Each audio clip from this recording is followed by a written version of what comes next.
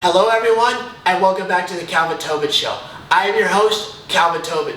Today we have a lot to talk about, so let's get right into it.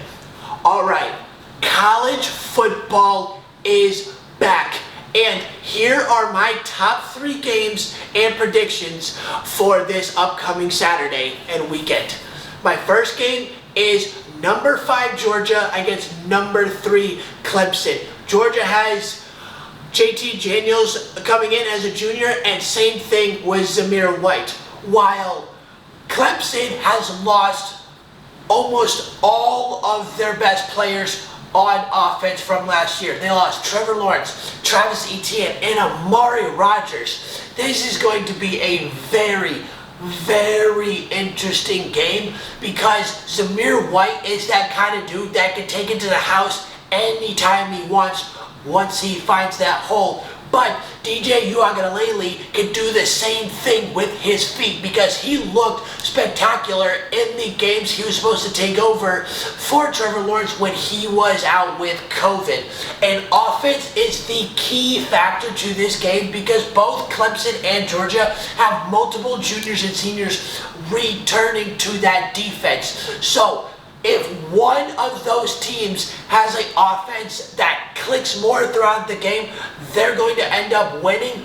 But I'd say that Clemson is going to be that offense, and they're going to come out victorious with a 37-27 victory.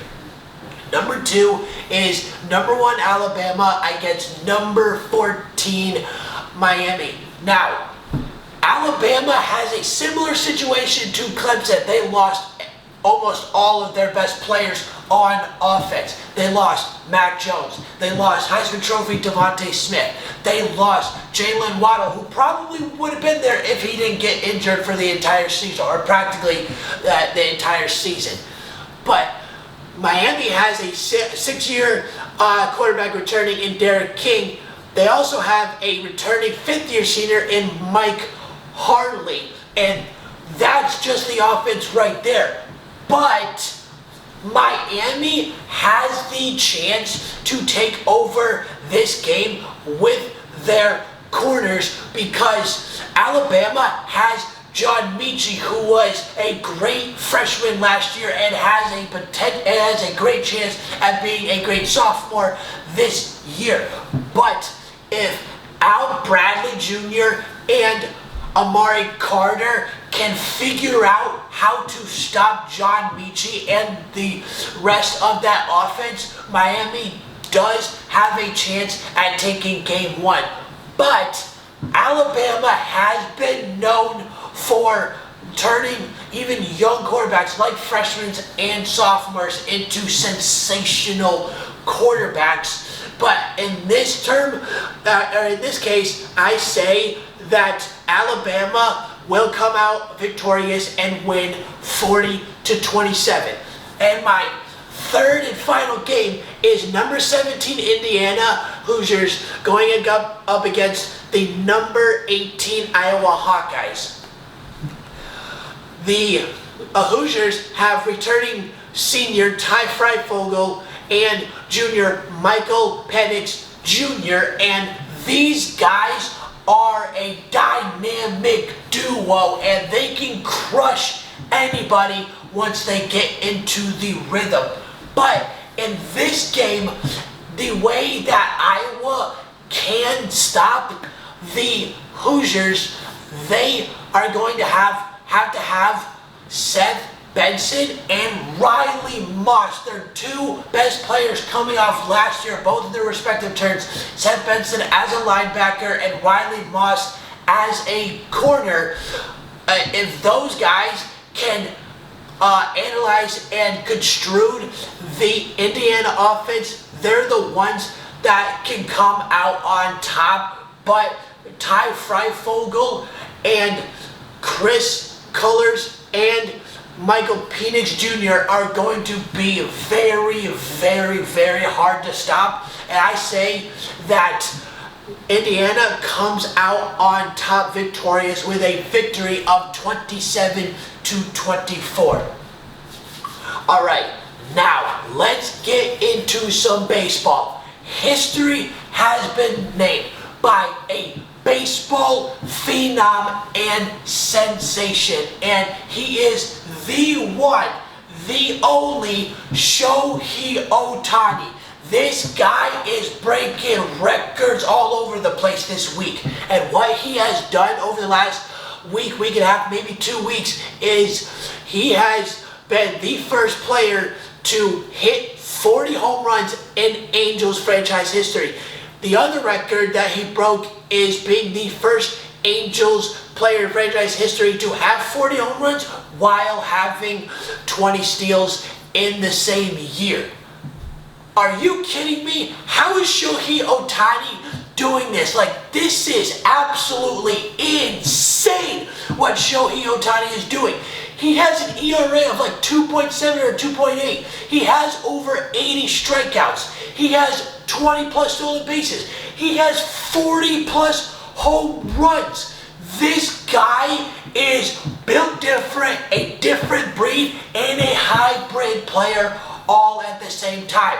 And I'm actually calling it now. I truly think that Shohei Ohtani was actually made in the lab, because no player should be this freaking good. And it's amazing what Shohei Ohtani has accomplished through his 4-year career so far. And he has got a long way to go and a lot to show us in his career. And I can't wait to see it.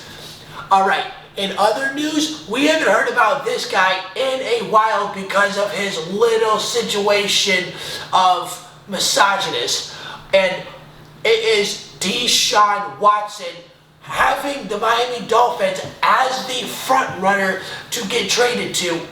Now, if Deshaun Watson ends up going to the Miami Dolphins, we all know that he is going to elevate the Miami Dolphins offense by a mile, and the Miami Dolphins will probably officially be an actual dangerous team if Watson ends up going there, because they already have a top 10 defense. And if I'm not mistaken, I'm pretty sure that they were number 2 in allowed points last year.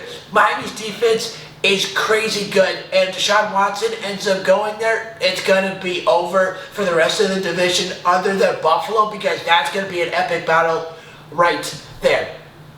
But here's the thing. Here's the reason why I don't want Deshaun Watson to go to the Miami Dolphins.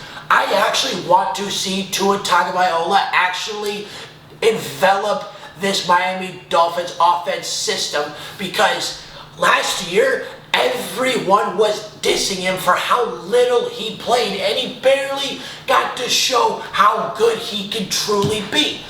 Now, if he has this first entire season, he has a chance to show what he's got in store for his career, because he was deadly accurate at Alabama, like throwing like 77% completion. And if he can bring what he did at Alabama to Miami, even the slightest bit, he is going to be a dangerous quarterback himself. Alright, now other news is J.K. Dobbins has torn his ACL in the final preseason of 2021. Now, I'm pretty sure all Baltimore Ravens are scurrying and really worried if there's going to be a huge diminish in that offense because J.K. Dobbins is gone. But his absence, I don't think will affect the Baltimore Ravens offense that much, because in total, out of J.K. Dobbins, Gus Edwards, and Lamar Jackson himself, they had 2,500 rushing yards put together, minus J.K. Dobbins. Now, if they put up the same numbers they did last year and put it into this year, they're going to have like 17, 18, maybe 1,900 rushing yards with Gus Edwards and Lamar Jackson. So, and besides, they're known for running the ball and the most lethal running offense, maybe along next to the Titans because of Derrick Henry running for 2,000 yards himself. But in the running game, the Baltimore Ravens have nothing to worry about because they have Speedy Demon and Lamar Jackson, and they have Gus Edwards, who's been a starter before and will not probably will not diminish his game coming this year. So don't worry, Baltimore Ravens fans, you're fine. Now, last but not least on the football terms is Harrison Smith has signed a 4-year, $64 million contract. Harrison Smith deserves every dime of what is coming his way, and I hope he gets that full $64 million because he is the backbone to that Minnesota defense. He's the one that makes all the difference in the world when it comes to leadership, when it comes to playing ability, and what he's been able to do throughout his entire career at Minnesota. And maybe he can help them get to the playoffs this year because they're getting better and better every year. The Minnesota Vikings just need Kirk Cousins to play great and not diminish in primetime games like he always does because he's 0-8 in that situation. But other than that, Harrison Smith is one of the top 5 best safeties in the league and is sitting pretty now with that 4-year contract of $64 million. Alright, that's the end of the Calvin Tobin Show. Please subscribe to my channel at The Calvin Tobin Show so you don't miss out on any sports media. And please follow me on Instagram at Calvin Tobin Show so you don't miss out on any sports news whatsoever. And